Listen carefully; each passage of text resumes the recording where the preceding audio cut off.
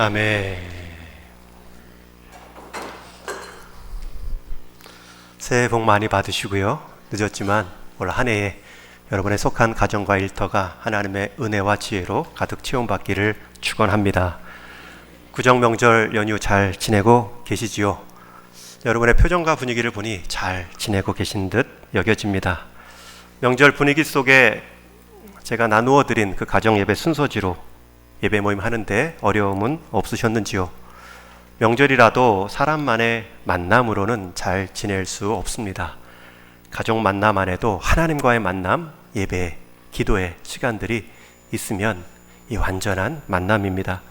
그런 의미로 오늘 말씀은 우리 가족 명절 순서지에 나온 본문을 조금 넓히고 조금 깊게 적용하는 시간을 한 번 더 갖겠습니다. 여러분들이 드린 그 가정 예배가 있다면 다시 한번 복습하는 기회로 삼으시고 앞으로 드릴 기회가 있으신다면 먼저 오늘 말씀 잘 함께 나누시어 여러분들이 잘 유익하게 사용하시면 좋겠습니다. 우리도 이 믿음의 가족, 영적인 가족입니다. 제가 어제 본가에 가서 또 세배 전에 예배로 가족끼리 하나님 말씀 앞에 서고 그리고 나서 세배하고 세배 받고 점심 같이 했는데요. 우리 믿음의 가족 식구들 이 예배로 우리는 서로 말씀 앞에 서는 것입니다. 기독교 교육학자며 자신의 두 아이를 길러낸 정정숙 교수가 쓴 내 아이의 미래를 결정하는 가정원칙이라는 책이 있습니다. 책 제목이 가정원칙이고요. 책 표지가 이렇게 생겼습니다. 이 책을 읽다 보면 저자가 무너지고 있는 가정, 원칙을 잃어버린 가정, 신앙의 유산을 세상의 유산과 맞바꾸는 가정, 그런 가정들에 대한 안타까움이 느껴집니다. 그래서 다시금 가정들이 살아나야 합니다. 바로 세워지기를 소망으로 가정에 관한 자신의 교육 경험과 또 교육 논문 속에 정한 8가지 원칙을 말해줍니다. 첫 번째가 올바른 자녀 양육 스타일로 기초를 놓으라. 건강한 자긍심으로 세상을 보게 하라. 자녀에게 무조건적인 사랑을 확인시켜 주라. 효과적인 훈련을 통해 자기 주도적인 아이로 키워라. 인성 좋은 아이로 키우려면 좋은 습관을 길러주라. 행동 교정으로 책임있게 살아가는 자녀로 이끌어라. 모범을 통한 교육으로 부모의 삶과 신앙을 전수하라. 즐거운 가족 시간을 통해 천국을 경험케 하라. 부모와 또 믿음의 선진인 저와 여러분은 우리 자녀들을, 우리 다음 세대들을 어떤 사람으로 키워내고 싶으신지요? 우리는 이 질문을 계속 던지게 만드는 책입니다. 우리가 지금 다음 세대들을 바라보며 가장 무엇을 기대하고 있는지요? 이 질문을 자꾸 우리 스스로에게 던지게 하는 좋은 책입니다. 책의 한 본문을 제가 또 읽어드리겠습니다. 만약 아이를 실수하지 않고 잘못된 행동을 하지 않는 자녀로 키우는 것을 자녀 교육의 목표로 한다면 부모가 먼저 심각한 실수를 하고 있는 것입니다.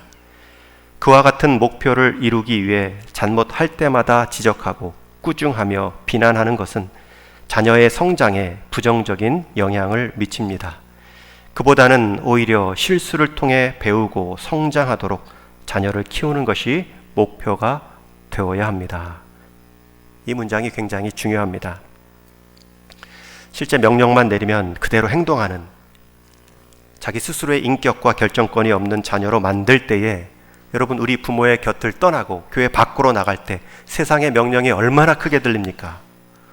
그 상황에서 견뎌낼 수 있을까? 그 상황에서 믿음을 지켜낼 수 있을까? 오히려 그러한 자기 안에 하나님을 경험하고 그 하나님의 말씀을 듣는 훈련과 연약할지라도 반복된 실수가 있다 할지라도 그것을 통해 더욱 단련되어지는 인격과 책임감을 길러내는 것이 자녀 양육의 목표이지요. 성경에는 가정에 관한, 다음 세대에 관한 말씀들이 아주 많습니다. 이 히브리 이 성경 이 자체가 그들의 교육법 자체가 되물림이기 때문입니다. 그래서 오늘 본문에 보면 솔로몬은 내가 전하는 말은 내 아버지가 나에게 전해준 말을 그대로 전해준다. 다윗에게 받은 교훈을 나누고 있다 말하고 있습니다. 사사기 2장에 봐도 이 신앙 교육에 관한 이 위기를 이렇게 말씀하고 있습니다. 우리 한번 같이 읽겠습니다. 시작. 그 세대의 사람도 다 그 조상들에게로 돌아갔고 그 후에 일어난 다른 세대는 여호와를 알지 못하며 여호와께서 이스라엘을 위하여 행하신 일도 알지 못하였더라. 두 가지 위기가 있습니다. 이 사사시대에는 바로 이 여호수아가 믿음의 1세대들이 일구어 놓은 이 가나안 땅이 있습니다. 신앙의 모습과 형태가 있습니다. 그런데 그 1세대 사람들이 다 조상에게로 돌아갔습니다. 여호수아를 비롯한 그 시대의 지도자들이, 신앙적 리더들이 지금 부재한 상황입니다. 어느 공동체나 어느 가정이나 믿음의 중심축을 이뤘던 사람이 사라지면 위기를 경험합니다. 두 번째 위기가 나오지요. 그 후에 일어난 다른 세대는 여호와를 알지 못하며 이스라엘을 위하여 행하신 일도 알지 못하였더라. 다음 세대라고 표현하지 않고요. 그들은 하나님을 알지 못하는 다른 세대라 말하고 있습니다. 그런 다른 세대는 하나님뿐만 아니라 하나님이 자신들을 위해 이루신 일들도 알지 못합니다. 여러분, 이스라엘을 불러내시고 구원하시고 인도하시는 그 하나님을 다음 세대가 모를 수 있다는 것, 그것은 자신들의 뿌리를 모르는 근본 없는 영적인 근본을 잃어버린 세대가 되었다는 뜻입니다. 그들이 부모는 알았을지 몰랐지만 그들이 부모가 믿고 있던 하나님을 모를 수도 있다. 이건 굉장히 시대마다 반복되어 오는 위기입니다. 여호수아와 그 1세대들은 다음 세대가 살 땅은 준비해 놓았습니다. 가나안 땅을 기경해 놓았고요. 가나안의 거민들을 몰아내었습니다. 그러나 그 다음 세대들은 그 땅을 믿음으로 지켜낼 신앙의 힘은 없었습니다. 이런 위기는 오늘날 많은 가정과 교회에도 찾아옵니다. 자녀들에게 땅과 건물은 높여 놓았지만 그 공간을 믿음으로 채워갈 다음 세대가 다른 세대가 될 수 있다는 것입니다.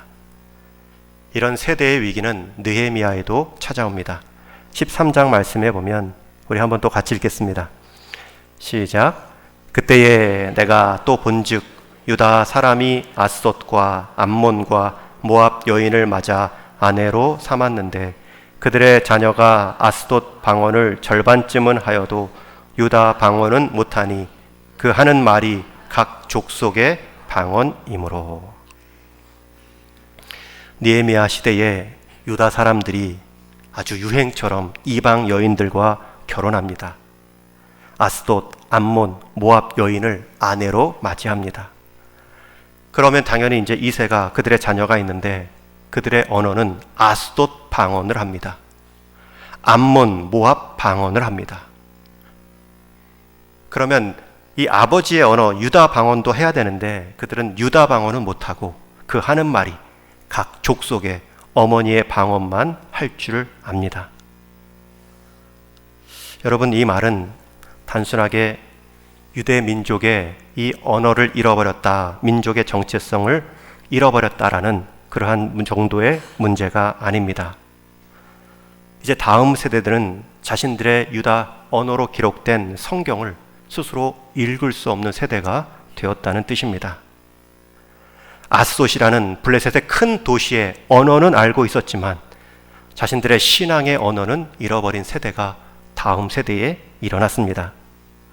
블레셋이라는 강국의 언어는 잘 알고 있지만 자신들의 말씀의 언어, 영적인 유산의 언어는 잃어버린 세대가 되었습니다.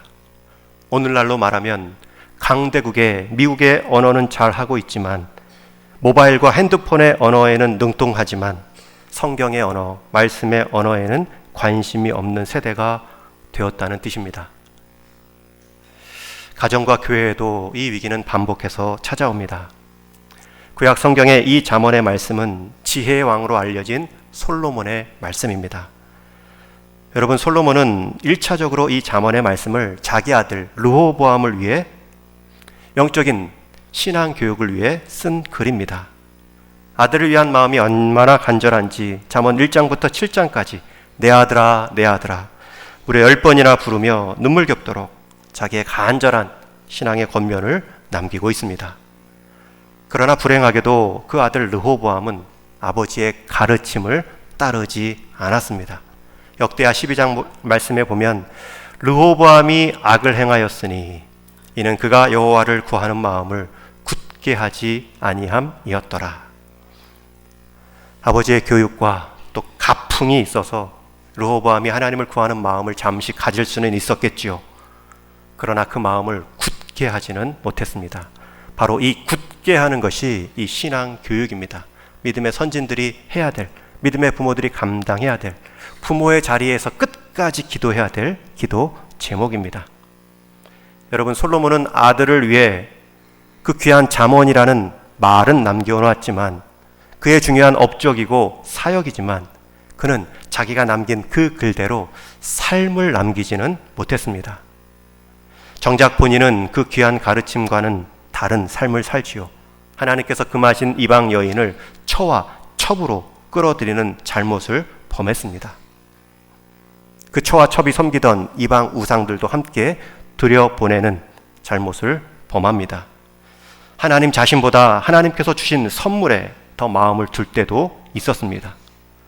그랬더니 그 아들 르호보암은 솔로몬이 남긴 책에 영향을 받지 않고요, 그가 남긴 행동에 영향을 받아 솔로몬을 그대로 따라 답습합니다. 오늘날도 하나님을 모르는 세대, 자기 눈에 옳은 대로 결정하는 세대가 되고 있습니다. 그 이유도 분명할 것입니다. 하나님을 경외하는 그 신앙을 전수하지 못했거나 아니면 전수해 주었지만 신앙의 유산이 아닌 다른 유산을 남겨 주었거나 둘 중에 하나겠지요. 잠언 말씀에서는 절대적인 비중이 바로 자녀, 다음 세대에 관한 교훈의 말씀입니다. 그중 오늘 함께 읽은 이 본문은 내 아들아 내 아들아 라는 말로 시작되는 10가지 훈계 중에 5번째 본문입니다. 잠언의 저자인 솔로몬은 지혜를 강조합니다. 그는 하나님께 처음 통치의 자리에서도 하나님께 구한 것이 지혜였습니다. 지금 솔로몬이 말하는 그 지혜는 하나님께로부터 받은 지혜입니다.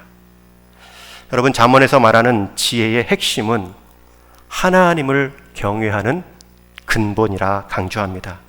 잠언 1장에 보면 여호와를 경외하는 것이 지식의 근본이거늘 미련한 자는 지혜와 훈계를 멸시하느니라. 지혜가 뭔지 1장부터 명확히 밝힌 후에 그 지혜에 관한 그 귀한 권면들을 아들에게 반복해서 강조하고 있습니다. 오늘 말씀에서는 그 지혜를 대하는, 그 지혜가 가르치는 그 삶이 얼마나 풍성한지를 가르쳐 주고요, 그 지혜에 대한 3가지 동사를 말씀합니다. 우리가 지혜에 대한 태도라고 여기면 될 것입니다. 첫 번째는 지혜를 얻으라입니다. 한번 따라해 주십시오. 지혜를 얻으라. 5절과 7절 말씀에 보면 지혜를 얻고 명철을 얻으라. 표현은 다르지만 똑같이 강조하고 있습니다. 여러분, 지혜는 얻어야 합니다. 찾아야 하고요, 구하여야 하고요, 두드려야 합니다. 지혜가 그냥 입 벌리고 있으면 우리 입에 뚝 떨어지는 것이 아닙니다. 나는 정말 지혜가 필요한 인생입니다. 그 필요성을 먼저 절박하게 느껴야 됩니다. 지혜가 무엇인지, 그리고 그 지혜가 바로 나를 살리고 있구나. 있어도 되고 없어도 되는 사치품이나 놀잇감이 아니라 없으면 죽는, 없으면 망하는 필수품이구나. 우리가 그 지혜를 그렇게 여기며 구해야 합니다. 그래서 이어지는 말씀에 보면 이 지혜를 한번 얻고 버리는 것이 아니라 지혜를 버리지 말라, 사랑하라까지 강조하고 있습니다. 여러분, 지혜는 단순히 얻어야 할 대상만이 아니라 끝까지 지켜내고 그 과정에서 열렬히 사랑하고 추구하는 모습을 가져야 합니다. 여러분, 지혜를 우리가 얻지 않으면 그 우리의 빈 자리는 다른 것을 얻는 인생으로 바뀌어져 갑니다. 여러분, 지혜라는 것을 우리가 하나님을 경외하는 그 모습으로 달라 하지 않으면 우리는 그 똑같은 지혜, 나를 살리고 남을 지혜롭게 하는 그 행동들에 대해서 서로를 힘들게 하고 서로를 망하게 하는 이기적인 지혜들로 잘못 사용할 수 있습니다. 그래서 이 잠언이 말하는 여호와를 경외하는 그 근본, 늘 하나님 앞에서 내가 생각하고 결정하는 그 태도, 그것을 우리가 항상 얻도록 우리의 삶의 자리마다 확인하고 간구하셔야 됩니다. 두 번째는 지혜를 높이라입니다. 한번 따라해 주십시오. 지혜를 높이라. 8절 말씀에 보면 그를 높이라 그리하면 그가 너를 높이 들리라. 이제 8절부터는 이 지혜를 하나의 인격체로 간주하며 더 강조하고 있습니다. 여기서 지혜를 높이라 라는 말은 지혜를 제일로, 삶의 우선순위로 여기라는 뜻입니다. 지혜는 다른 어떤 것보다 가장 먼저 얻어야 되고 다른 많은 것을 희생할지라도 가장 먼저 대가를 치르면서 얻어야 될 것은 바로 지혜라는 뜻입니다. 여러분, 우리가 지혜를 높이라 라는 말은 우리가 높이지 않으면 지혜를 우리가 낮출 수 있다는 위험성을 포함한 명령입니다. 여러분, 지혜는 가장 우선적으로 가장 높이 있는 가치로 여기며 살아갈 때에 우리의 남은 삶의 자리가, 우리의 남은 생활의 질서가 안전하게 정리됩니다. 여러분, 사람 간의 대화, 우리 가족 모임, 우리 구정 명절 때도 많은 대화가 있었지요. 사람만의 대화, 사람 간의 말로만 있으면 지칩니다. 기쁘기도 하지만 실망하기도 합니다. 반갑기도 하지만 때로는 그 자리가 힘겹기도 할 수 있죠. 그럴 때는 하나님을 개입시켜야 됩니다. 하나님, 이 자리에 지혜를 주십시오. 그 지혜라는 것은 하나님을 경외하는 태도거든요. 사람을 대하고 있지만 하나님을 경외하는 태도로 내가 지금 하나님 앞에 있다면 이 대화를 어떻게 말할까? 이 생각을 어떻게 겸손히 나눌까? 하나님을 높인 것 같지만 나와 상대를 높이는 결과를 얻습니다. 지혜를 높이라 그리하면 그 지혜가 너를 높이리라. 마태복음 13장에 보면 밭에 감추인 보물을 발견한 사람이 그 보물을 얻고자 자기의 모든 소유를 팔아 밭이 속한 그 밭 전체를 사는 이야기가 나옵니다. 여러분, 참된 지혜를 경험한 사람은 자신의 모든 것을 팔고 자신의 모든 시간들을 뒤로 하고 우선순위로 그 지혜를 얻는 시간, 그 대가를 치릅니다. 우리 믿음 있는 어르신들, 우리 믿음 있는 신앙의 결론이 있는 분들은 그것을 압니다. 그래서 그것들을 자녀에게 강조하는 거죠. 살아보았더니 결국은 하나님을 경외하는 삶의 우선순위가 하나님 앞에서 사는 것이었더라. 결국 내 중심으로 내가 높이면 내가 높이는 삶을 추구했던 그 끝은 결국 하나님께로 돌아오더라. 참된 지혜는 우리에게 영원한 안전과 생명을 주시는 하나님의 행동이 담겨 있습니다. 우리가 먼저 발견하고 우리가 먼저 오늘도 우선순위로 높여야 될 것은 하나님을 경외하는 태도입니다. 그것을 실제 자기 삶으로 보여주시는 주님을 닮아가는 삶입니다.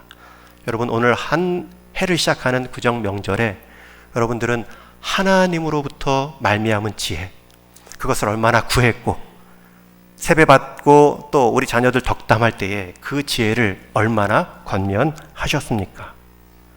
바라기는 올 한 해에 나와 남을 살릴 뿐만 아니라 우리 하나님을 높이는 그 지혜를 구하는 인생으로 여러분 올 한 해가 체험받을 수 있기를 주님의 이름으로 축원합니다. 마지막 세 번째는 품는 것입니다. 한번 따라해 주십시오. 지혜를 품으라. 8절 이어지는 말씀에 보면 만일 그를 품으면 그가 너를 영화롭게 하리라. 여러분, 이게 얼마나 반복적으로 이 점층적으로 강조하고 있습니까? 얻으라, 우선순위로 높이라, 그리고 항상 품으라. 여기서 품는다는 말은 남녀의 사랑과 관련된 표현으로 마치 자신의 아내처럼 연인처럼 여기며 친밀한 지속적인 교제를 가지라라는 뜻입니다. 실제로 히브리어 단어에는 명사마다 이 남성형 명사, 여성형 명사, 그리고 중성형 명사 이런 이미지가 있습니다. 그런데 이 지혜는 여성 명사입니다. 그래서 지혜를 여인으로 의인화하여 항상 품듯이 가장 가까이에 두며 살라고 강조하고 있습니다. 신랑이 사랑스러운 신부를 맞이하고 품에 안아주듯 지혜를 좀 안아주고 환대하고 맞이하면 결국 그 지혜가 내 인생을 황대하고 내 인생의 길을 열어주며 너를 안아줄 것이다 약속합니다. 여러분, 여기서 지혜가 우리를 안아주는 모습을 아름다운 관을 씌워주고 영화로운 면류관을 주는 것으로 오늘 말씀 9절에 표현합니다. 여러분, 인생 가운데 내가 연인처럼 부부처럼 가장 아끼고 품에 품은 그 대상은 무엇입니까? 오늘 내가 지금 가장 소중하게 높이며 내가 이 솔로몬처럼 자녀들에게 주고 싶어하는 그 한 가지는 무엇입니까? 우리의 모든 것을 다해 하나님을 경외하고 그 하나님을 경외한 삶을 한평생 살아왔던 예수님을 사랑하는 그 예수님의 모습을 닮아가는 그 지혜를 오늘 이 구정 새해 또 다른 출발의 기회 가운데 여러분들이 얻으시고 높이시고 품으시는 이 새로운 출발이 되기를 축원합니다. 여러분들에게 무언가 전수해 줄 우리 자녀들을 향한 지혜가 있다면 그 지혜가 잘 전달되지 않는 것은 그나마 소망이 있는 모습입니다. 그러나 부모들이 먼저 이 전수해 주는 내용이 세상적인 지혜를 통해 세상적인 성공만을 남겨주고 전수해 줄 대상으로 여긴다면 그건 정말 불행한 상황일 수 있습니다. 부모들이 지혜의 삶을 살아가고 부모들이 먼저 하나님을 경외하는 모습을 보이고 태도 가운데 자식들에게 보여준다면 우리 자녀들, 우리 다음 세대들은 굳이 잔소리하지 않더라도 그 삶의 향기를 느끼고 지혜의 삶을 물려받고 싶은 마음이 들게 될 것입니다. 우리 자식들, 우리 자녀들, 우리 다음 세대들도 우리 부모님이 주는 교훈, 정말 주고 싶은 것이 무엇인지를 잘 살펴야 됩니다. 하나님을 경외하고 그분의 말씀대로 살아가는 지혜, 결국 이것이 나를 살렸다. 그리고 이것이 결국 너도 살릴 것이다. 우리 부모님들의 헤아림을 잘 귀담아 들으셔야 됩니다. 여러분, 그 부모님의 교훈은 삶으로 검증된 영적 유산입니다. 어느 부모가 이 믿음의 유산, 이 믿음의 신앙, 이 귀한 하늘 보물을 나누지 않고 감추려 하는 부모가 있겠습니까? 여러분, 그것을 주기 위해 세상 것도 주는 것이고 세상의 그릇도 잘 준비하라 권면하는 것입니다. 유대인의 지혜서라 불리우는 탈무드에는 이런 말이 있습니다. 아이가 어렸을 때는 부모가 하나님을 대신합니다. 여기서 아이가 어리다는 뜻은 아직까지 하나님과 인격적인 관계, 아직까지 스스로 독립하지 못한 상황이라는 뜻이죠. 그 상황에 있는 자녀들, 다음 세대에게는 부모가 하나님을 대신합니다. 여러분, 이 말은 하나님을 대신하는 사랑과 보호의 공급자라는 의미도 있지만 부모가 보여주는 그 공급자의 모습이 아이들에게는 결국 하나님의 이미지로 다가온다는 것입니다. 결국 그들은 그 부모의 모습을 하나님의 모습으로 알아가는 전 단계로 여긴다는 것입니다. 실제로 그렇지요. 우리 자녀들 대개는 그 입맛이 부모의 입맛을 따라옵니다. 부모가 좋아하는 음식, 자녀들도 대개는 다 좋아하지요. 특별히 엄마의 손맛, 그것은 결혼하고 나서도 이어진다고 말합니다. 단 것을 좋아하면 아이들도 단 것을 좋아합니다. 대개는 그렇습니다. 물론 그렇지 않는 예외도 있지요. 저는 신 것을 잘 못 먹는데 우리 아이들은 신 것을 잘 먹는 것을 보면 항상 그렇지는 않지만 제가 주로 먹는 것들을 아이들이 좋아하는 모습은 제가 확인할 수 있습니다. 음식 맛만 그렇지 않습니다. 생활 습관도 보는 대로 따라합니다. 특히 하나님에 대한 믿음, 신관에 대한 아이들의 개념에 있어서는 아이들이 하나님을 만나기 전까지는 그 부모가 만난 하나님의 모습이 그들의 전부일 수 있습니다. 늘 부모와 어른들의 입술에 하나님에 대한 감사와 찬양이 먼저 나온다면 자녀들도 하나님 앞에 설 때는 감사와 찬양을 먼저 하는 것이구나, 그렇게 배우며 따라가지요. 만약 반대로 하나님 앞에 불평만, 원망만 한다면 하나님 앞에서는 그렇게 하는 것이구나, 우리 자녀들도 말없이 배우며 닮아갑니다. 그래서 자녀는 부모의 거울이다 라는 말은 서로에게 서로를 비추는 거울의 모습으로 강조할 때에도 유효한 말입니다. 부모가 자녀를 비추기도 하지만 자녀의 모습을 보면 나를 볼 수도 있습니다. 그래서 앞에 나누었던 그 가정 원칙이라는 책의 7번째 원칙은 모범을 통한 교육으로 부모의 삶과 신앙을 전수하라.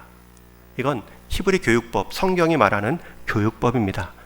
부모는 자녀의 모델링, 모범을 통한 교육을 전수하도록 명령받았습니다. 그러나 우리의 아픔은 우리도 연약한데요. 나도 부족한데요. 나도 실수하는데요. 그게 권위가 있겠습니까? 라는 안타까움이 있습니다. 여러분, 이런 마음이 들 때마다 두 가지를 꼭 확인하십시오. 우리가 다 항상 좋은 모범 보일 수 없습니다. 우리가 항상 완벽한 부모의 역할 감당할 수 없습니다. 그런 마음이 들 때마다 두 가지를 꼭 기억하십시오. 그런 우리의 모습을 아시고 그럼에도 하나님은 우리에게 부모의 역할 맡기셨습니다. 하나님이 맡기신 것이기 때문에 그 자리 지켜낼 수 있습니다. 두 번째, 모범의 내용은 좋은 모범만 보이라 말하지 않습니다. 우리의 연약함, 우리의 실수함 이후에도 그 이후에 우리의 모습에도 우리 자녀들에게 교훈할 모범이 있습니다. 우리 인생의 낙심과 실망할 상황이 얼마나 많습니까? 그럴 때 우리의 태도가 중요합니다. 가장 먼저 누구를 찾는가? 가장 먼저 어디로 가는가? 자녀들이 그것을 보고 배웁니다. 가장 먼저 교회를 와야죠. 가장 먼저 기도하는 하나님을 찾는 모습 속에 자녀들이 닮아가는 것입니다. 여러분, 좋은 것만 완벽한 부모가 자녀에게 모범 보일 수 있다면 누가 그 모범을 감당할 수 있겠습니까? 최소한 부모로서 나도 이것은 실수했다. 이것은 내가 잘못했다. 여러분, 그것 인정하는 순간, 잘못하면 인정하는 것이구나. 자녀들이 배웁니다. 끝까지 부모의 권세, 끝까지 아버지의 권위를 내세우며 아닌 척, 틀린 것도 맞는 것처럼 할 필요가 없습니다. 그렇게 우리가 지음받지 않았기 때문입니다. 연약하면 이러한 연약함을 인정합니다.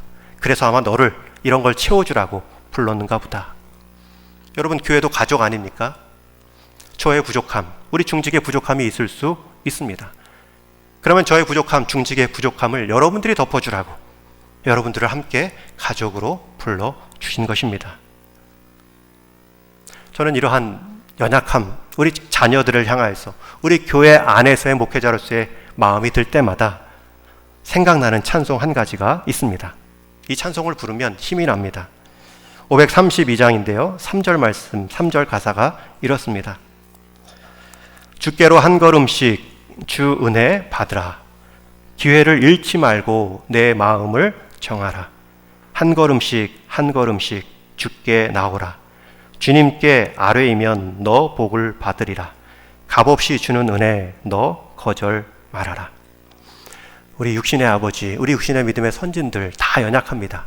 그러나 우리 하늘 아버지, 우리 믿음의 모범, 이 근본 되시는 그 하나님 아버지의 자리는 우리가 항상 기대고 우리가 기댈 만큼 더 기대도 하나님은 주시고 채워주시는 분이십니다. 그분께 한 걸음씩 나가는 겁니다. 우리가 육신의 부모 잘 역할을 하려면 완벽한 부모의 모델 대신 하나님 앞에 서셔야 됩니다. 주께로 한 걸음씩 나가라는 말은 더딜지라도 그 방향만큼은 멈추지 말라는 것입니다. 하루에 한 걸음씩만 가면 됩니다. 하루에 100걸음 간 다음에 그 다음 날 100일을 쉬는 것이 아니죠. 우리는 끝까지 또박또박 가야 됩니다. 주 은혜를 받으라.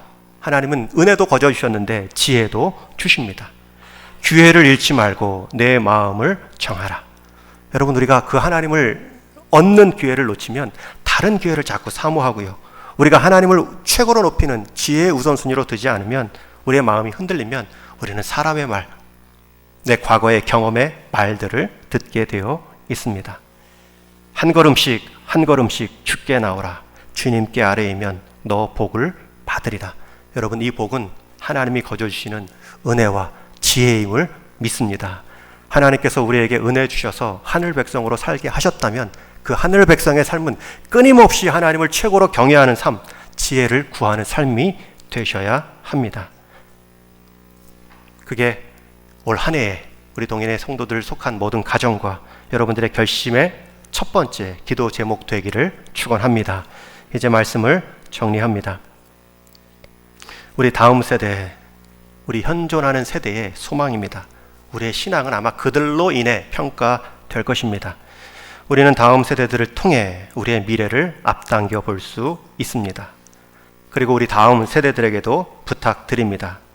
여러분의 지금 토대가 어디 위에 있는지를 항상 잊지 마시기 바랍니다. 물론 하나님의 토대이지만 그 하나님의 토대를 여러분들이 부모를 통해 경험하고 있다는 것을 잊지 마시기 바랍니다. 기성세대의 연약함, 부모의 연약함을 여러분들의 불순종의 변명의 기회로 삼지 마시기 바랍니다.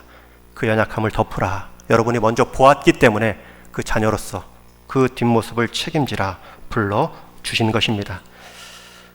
우리 부모님들은 신앙에 대한 분명한 우선순위와 분명한 삶을 결심하시고 삶으로 원칙으로 대하셔야 됩니다.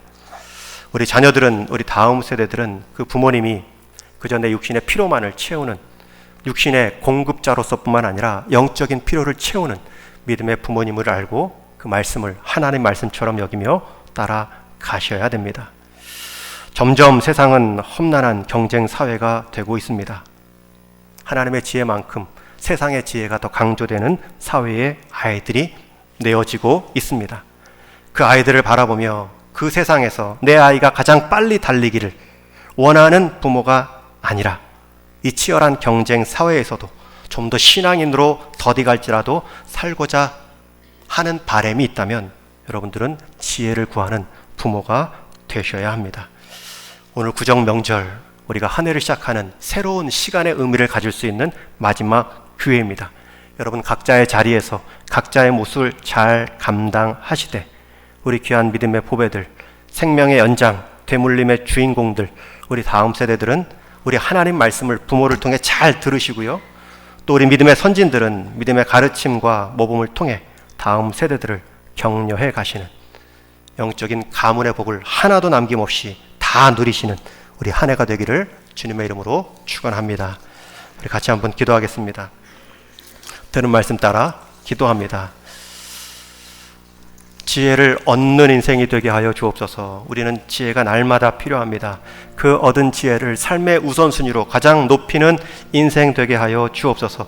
그 높이는 방법이 하루의 첫 시간 우리 하나님의 경외함을 배우는 기도와 말씀 묵상의 시작이 되게 하여 주옵소서. 그리고 그 지혜를 품는 인생이 되게 하여 주옵소서. 어디서나 어떤 상황에서나 그 지혜를 사용하고 그 지혜로 하나님을 섬기고 사람을 세워가는, 지혜를 통해 사람을 보는, 사람을 통해 지혜를 낮추는 것이 아니라 지혜를 통해 세상을 보는 우리 뒤안 동인의 성도들 다 되게 하여 주옵소서. 우리 같이 한번 기도하겠습니다. 하나님 아버지, 한 해의 여러 분주함 속에서도 하나님을 경외하는 하나님과의 관계성 안에서의 만남들을 다시 한번 우리의 연약함에도 불구하고 우리의 작은 순종을 통해 하나님 이루어가게 하셨사오니, 하나님 먼저 믿은, 하나님 먼저 얻은 하나님 우리의 삶의 모든 자리들이 있다면 우리를 통해 하나님께서 말씀하시는 것, 우리를 통해 하나님께서 이루시려는 것들이 하나님 우리를 공동체로, 우리를 가족으로 부르신 그 하나님의 뜻 따라 이루어지는 우리 동인교회와 우리 성도의 삶의 모든 가정들 되게 하여 주옵소서. 지혜가 필요합니다. 하나님 지혜 없이는, 하나님을 경외하는 삶 없이는 하나님 모든 것이 하나님 한 번에 망할 수 있는데, 하나님 삶의 우선순위가 하나님을 향한 그 지혜의 우선순위로 분명히 높이며 인정하며 살아가는 이 한 해 되게 하여 주옵소서. 모든 인생 되게 하여 주옵소서.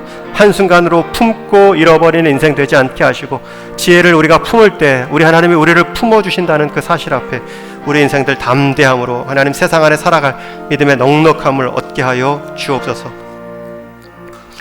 하나님 이 새해의 첫 시작의 기회를 다시 한번 지혜를 얻고 높이며 품는 기회로 결단할 수 있는 우리 모든 동인의 성도들 다 되게 하여 주옵소서. 우리 자녀들에게 지혜를 남김으로 그 모든 것들을 가장 의미 있게 사용하는 인생 되게 하여 주옵소서.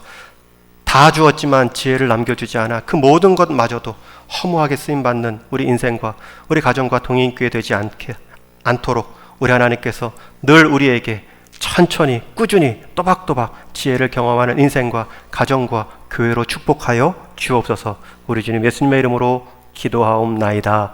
아멘.